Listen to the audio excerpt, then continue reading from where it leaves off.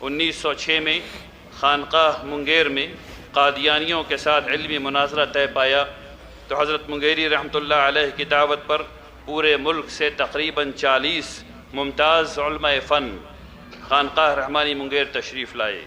بہار کے مختلف اضلاع سے ہزاروں لوگ مشاہدین کی حیثیت سے موجود تھے۔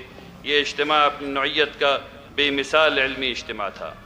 روایت میں ملتا ہے کہ قادیانی نمائندے نے بحث کے لیے شرط رکھی، اور وہ شرط یہ تھی کہ بحث عربی میں ہوگی۔ علامہ انور شاہ کاشمیری رحمۃ اللہ علیہ نے فوراً جواب دیا، یہ روایت ہے کہ فوراً جواب دیا کہ نہیں، بحث صرف عربی میں نہیں ہوگی بلکہ نظم کی صورت میں ہوگی۔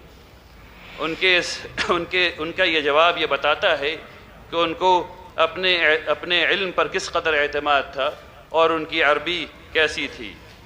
فتنہ قادیان کے خلاف ان کی علمی تحریر اکفار الملحدین فی ضروریات الدین آج بھی دلیل و استدلال کا نمونہ سمجھی جاتی ہے۔ جب 1920 میں حضرت شیخ الہند رحمۃ اللہ علیہ نے ترک موالات کا تاریخی فتویٰ دیا تو اسے مرتب کر کے 484 ممتاز شخصیات کے دستخطوں کے ساتھ قوم کے ساتھ پیش کرنے کا عظیم کام مولانا ابو المحاسن سجاد صاحب رحمۃ اللہ علیہ نے کیا۔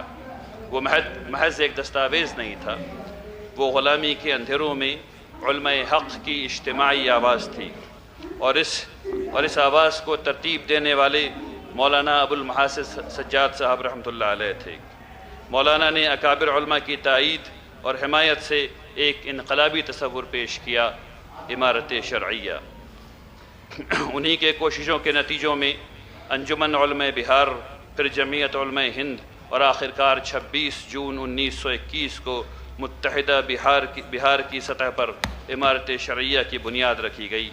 مولانا سجاد رحمۃ اللہ علیہ کی یہی فقہی بصیرت، شرعی مہارت اور امت کے لیے عملی نظام تشکیل دینے کی حکمت اور خداداد صلاحیت تھی جس پر علامہ انور شاہ کاشمیری رحمۃ اللہ علیہ نے انہیں عظیم لقب سے نوازا، فقیہ النفس۔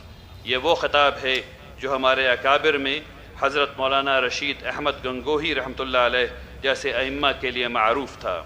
علامہ کاشمیری رحمۃ اللہ علیہ کا یہ خراج تحسین ان کی جوہر شناسی، مولانا سجاد رحمۃ اللہ علیہ کی قدردانی اور دونوں بزرگوں کے درمیان گہرے علم کی ہم آہنگی، باہمی اعتماد کی واضح علامت ہے۔